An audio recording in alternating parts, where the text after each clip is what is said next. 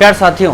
देखिए सवाल कुछ प्रकार से हमारे सामने ये कह रहा था sum of the ages of A B and C is 96 years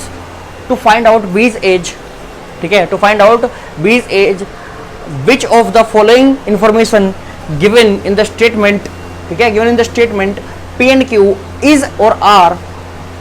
sufficient. अब पहले उसने हमसे पूछा है कि भैया हम ए बी और सी, यहाँ पर तीनों के एजेस का टोटल हमें दिया हुआ है 96 ईयर्स है। फिर वो हमसे कह रहा है कि बी की एज फाइंड करनी है हमें, और बी की एज फाइंड करने के लिए क्या ये पी और क्यू जो दो इन्फॉर्मेशन हमें दी हुई है क्या सफिशिएंट है, या फिर इनमें से कोई एक सफिशिएंट है या दोनों सफिशिएंट है, इनमें से कोई भी सफिशिएंट नहीं है, ये हमें बताना है। तो जैसे कि हम देख पा रहे हैं पहली इन्फॉर्मेशन हमें पी हमें दी हुई है कि A is 6 year older than C, और दूसरी इन्फॉर्मेशन हमें दी हुई है कि the total age of B and C age is, ठीक है, 56 ईयर्स। तो देखो पहले तो हमें यहाँ से कुछ मिल रहा है कि बी प्लस सी हमें दे रखा है 56 और ए प्लस बी प्लस सी हमें दे रखा है 96, तो यहाँ से हमें एक की एज मिल जाएगी सर, यहाँ से हमें एक की एज मिल जाएगी। तो देखिए कैसे करेंगे कि पहले सबसे पहले मैं लिखता हूँ यहाँ पर हमें गिवन क्या है भाई, गिवन हमें है बी प्लस सी की एज, तो खैर उसमें दी हुई है, चलिए ए प्लस बी प्लस सी की एज हमें दी हुई है जो कि है 96 ईयर्स, और हमें जो हमारा क्यू रीजन है उससे हम उठा रहे हैं कि भैया बी प्लस सी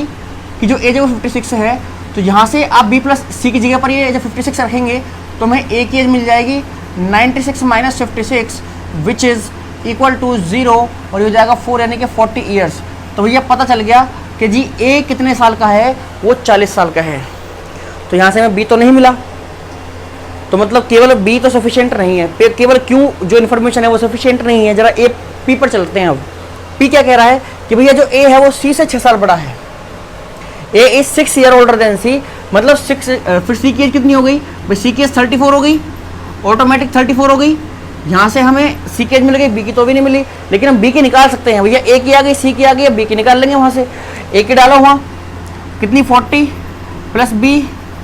प्लस इसका कितना 34 इज इक्वल्स टू 96, तो यहाँ से बी की जो एज आ गई वो कितनी है 96 माइनस 34 स्क्वायर कर दोगे 74, और यहाँ से बचेगा सर 2, और ये 9 में से 7 गया तो कितना बचेगा आपका 22, ठीक है,